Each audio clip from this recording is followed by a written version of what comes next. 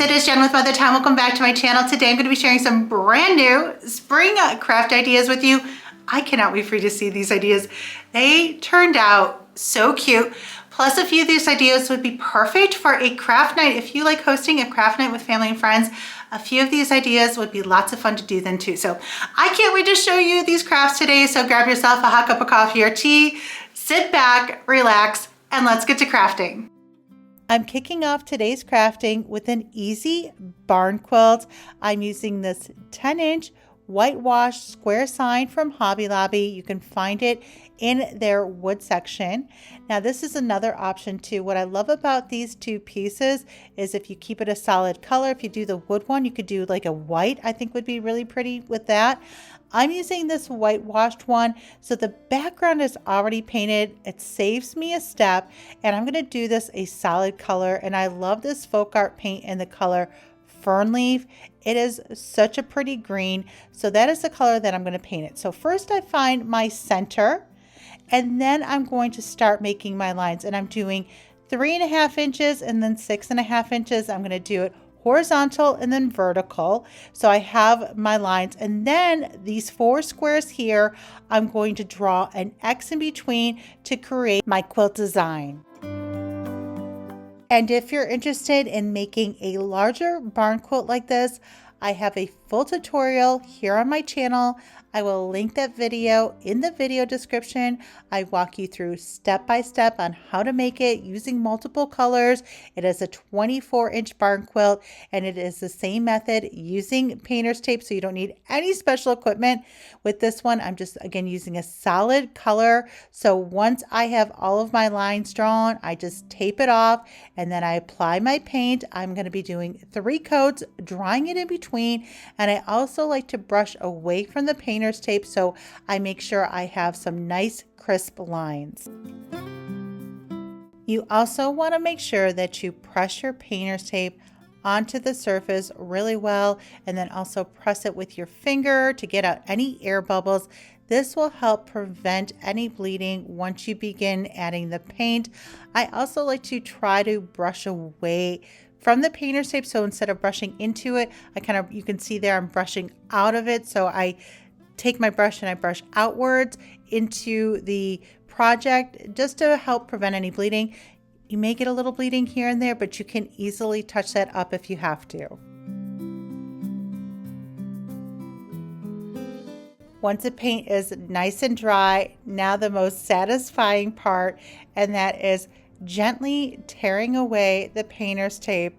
And you might see little pieces come off, and that's fine. That's okay. You can touch it up afterwards. But once you peel it away, look at how pretty this turns out. They do have stencils to make these too, but I find it just as easy using the painter's tape. Now to really finish this off, I'm going to use my favorite wax. What I love about this wax too is it seals it. So it's going to give it a nice distressing, but it's also going to seal it, and I'm going to build my layers. So I'm going to add a nice light coat and then just continue to add the layers until I get that desired look.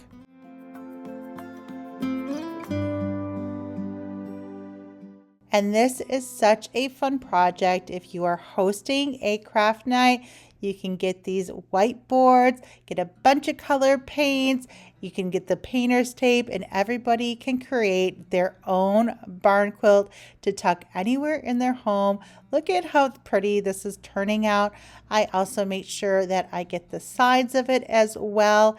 And once it is done, I just love the way this project turned out, and it came together so quickly too. And I loved using this board because it gives it that shiplap look, and it just is so pretty. And here it is all done. Don't you love this? I love that fern leaf green too. It is just a perfect, pretty shade of green. And this looks so pretty tucked anywhere. I just popped it here in this basket, and I love the way this turned out.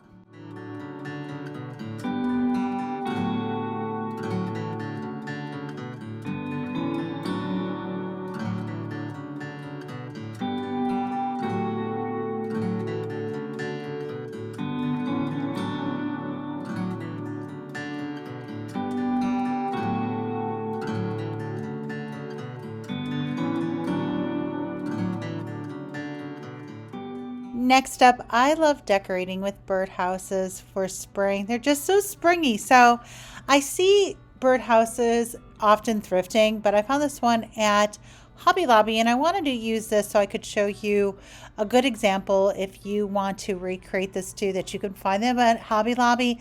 Also, these are often 40% off too. So this is another great idea for a craft night because you can pick up multiples of these too and the paint and recreate these. So I'm going to keep this very simple. I am painting it with that fern leaf green. I love to create these collections so everything coordinates. And I just love this green. And it's such a pretty spring green too. So I'm going to be adding 3 coats of paint onto the house. Now, looking back, I should have done the roof and the bottom first, but I actually still had the paint out from when I did the barn quilt, so I wanted to use that paint up first. But if I would make this again, I would actually do the roof first. And you'll see why, but it's at the end, no big deal. I'm also going to first stain the roof, and then I wanted to actually make it a little bit darker. Now this is where you could really get creative and add accents, add transfers, add stamps, but I'm a simple girl, so I'm going to keep it pretty simple. And once I'm done with it, I'm just going to add some of my antique wax on it, almost going for more of a primitive look, but the sky's the limit with this, so hopefully this will inspire you. I had other ideas of what to do, but the thing of it is, it's really what I do with this birdhouse at the end. And again, these are great to decorate with. You could put this on a stand. I was even thinking about adding it to just a little riser or a candle holder. There's so many ways that you could even elevate it too. Now I'm using some antique wax on this at first. This is the folk art antique wax, but I actually wanted to even give it more almost of a primitive look. So I'm going to go on top of this color with some fusion in the color cast iron afterwards, which you'll see coming up here soon. But the thing that I'm going to do with this, which I think you're really going to like this idea, is I'm actually going to make this a flameless candle holder. So Wayne, after I was done painting it and distressing it, he's going to go in at the bottom and put a hole at the bottom so I can add a candle. So wait until you see. So now I'm adding that cast iron, but any color gray or even black would work. And I'm kind of watering it down a little bit because I still want some of that wood tone to show through. But again, leaning more towards a primitive look for this. But again, you could use whatever colors that work in your decor. Hopefully this will inspire you to make it too. I actually will go in the holes and add a little paint inside as well. And this is a great project if you're just feeling a little crafty, want to do something not too involved. You can get one of these birdhouses from Hobby Lobby. When they're 40% off, it's like under $5. Grab some paint that matches your spring decor and just have fun and paint, and it's just so relaxing. And that's what I love about crafting. It's just for me, it's just a great way to relax, unwind, get creative, and just kind of, play around. So that's exactly what I'm doing here. Sometimes I go into these crafts having a little bit of an idea, but then just kind of letting my creativity go as I am working on the project. So here it is, all done and painted. Again, I wanted to keep it very simple, but wait, I had an idea. I'm going to drill a hole, and then I have this flameless candle. So if it's perfectly in there, what a great idea, right? To turn a birdhouse into a flameless candle holder. And look at that little flicker. And at night, you guys, it is so pretty. I love the flicker. So a great way to use a birdhouse and make it like a little flameless candle holder. So I hope you like this idea too. You could make the hole bigger for a larger flameless candle, or you could even use some battery operated fairy lights inside as well. So next up, I have this peat pot. These are just like your disposable seed starter pots. I get them, I think, at the hardware store. I've had a bunch of these on hand for a while because I love decorating with them for spring too. But I decided to grunge mine up with my favorite method of cinnamon and Mod Podge. You've seen plenty of projects like this that I've done in the past. I love this method. I love how it just gives that very rustic look. So I just am taking my Mod Podge, working in sections, adding a coat of the Mod Podge, sprinkling it with cinnamon. So first I'm going around the entire pot and going in the sections, adding the Mod Podge and cinnamon. Then I'm going back over, dabbing Mod Podge on top. And I always say the messier the better, because I'm even kind of scooping up a little bit of the cinnamon that fell and adding that on too. And what's going to happen is that Mod Podge on top is going to seal that cinnamon in, and once it dries, it gives it just that very rustic look. I've done so many projects like this. I love doing this method, and I thought this would be the perfect pot to do and perfect for spring too. Now, once you're done, you could set it outside in the sun to dry. I love doing that when the weather is warmer, or you can put a dryer on it. Since this is a smaller project, I just have my dryer and it dries it up really quick, and look at how it turns out once that Mod Podge dries. Again, gives it that very rustic pot look. Isn't that cool? So now I have these tulips. They come in a 3-pack. They're like those real tip tulips, but this 3-pack came from Walmart. And I decided to grunge these up too. I know some people may not like this idea. So, you know, you do you, whatever works for your decor. But I just like this look. And I thought this would be a great way, almost like the flowers, like the tulips have, like just, you know, or out in the dirt and or just picked. Again, if this isn't your thing, you don't need to do this part on the tulips. But I just kind of like a little bit more of that grungy primitive look, so I added some of the cinnamon and Mod Podge to that too. So if that's your style, I hope this inspires you, or you could just take the tulips and not even do that part. I have a piece of floral foam. I'm going to hot glue that to the bottom and then add some Spanish moss.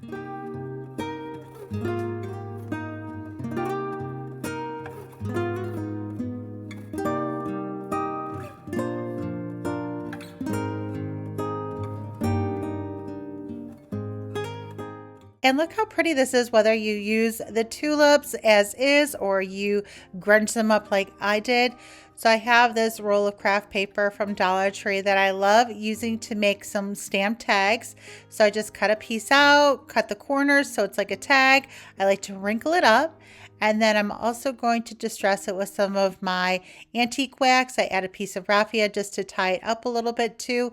And then I'm going to stamp the word tulips on it. I love these clickable stamps. I'll actually link them in the video description too. Makes stamping so easy. Then I'm going to add my antique wax on top and hot glue it to the pot.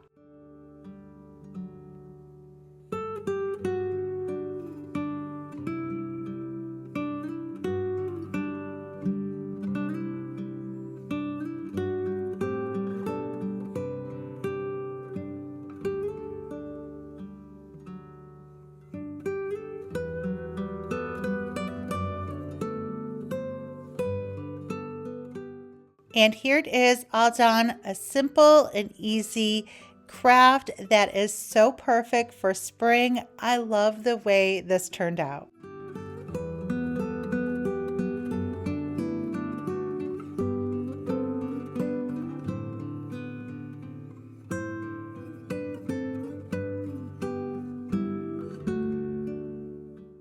Last up, I'm going to make a large oversized carrot. This makes a perfect door hanger.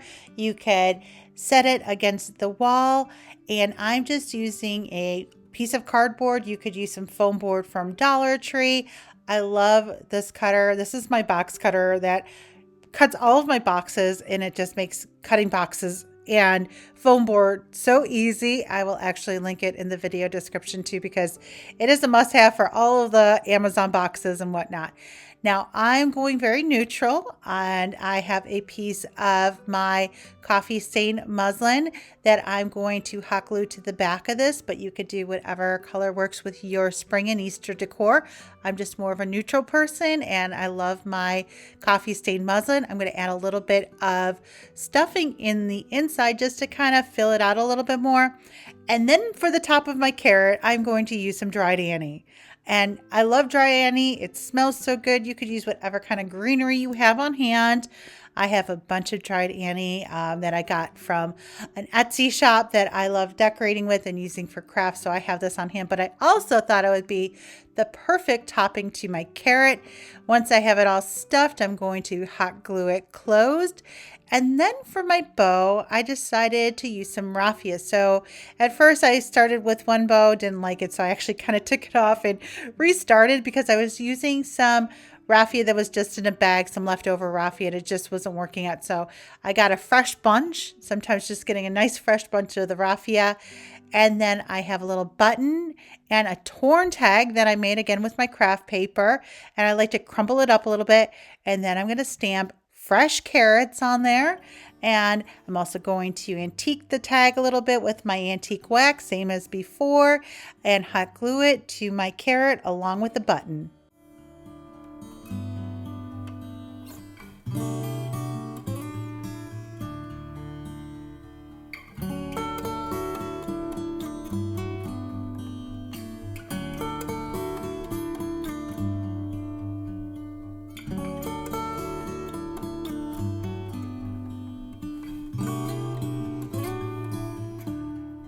And if you want to hang it, you could add a hanger to the back, use some twine or some wire with some hot glue, or punch some holes and add the wire or twine into the holes.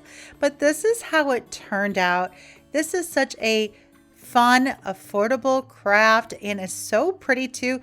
This measured 24 inches long, so you can make this whatever size. So it's a great oversized craft, affordable craft, because you're recycling a box. So a great thing if you want to make something and you have some fabric on hand, some greenery on hand, and a box, and you can make this too.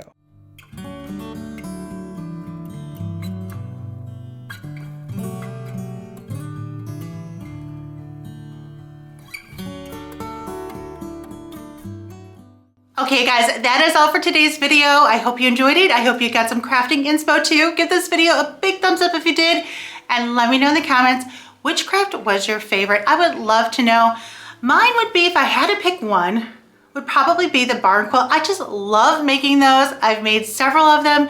There's something very relaxing about making those. And I especially love the smaller 10-inch one because it comes together really quick. It's perfect to tuck anywhere, and it just turns out really, really cute. So if I had to pick one, that would be my favorite today, but let me know also in the comments which one is your favorite. You can also follow me on social media at Mother Time. Check out my blog, mothertime.com. And if you've enjoyed this video and you are not subscribed to my channel yet, make sure you click that subscribe button so you never miss any of these videos. Okay guys, thanks again for hanging out with me here today, and I will see you guys very soon in the next video. Bye guys.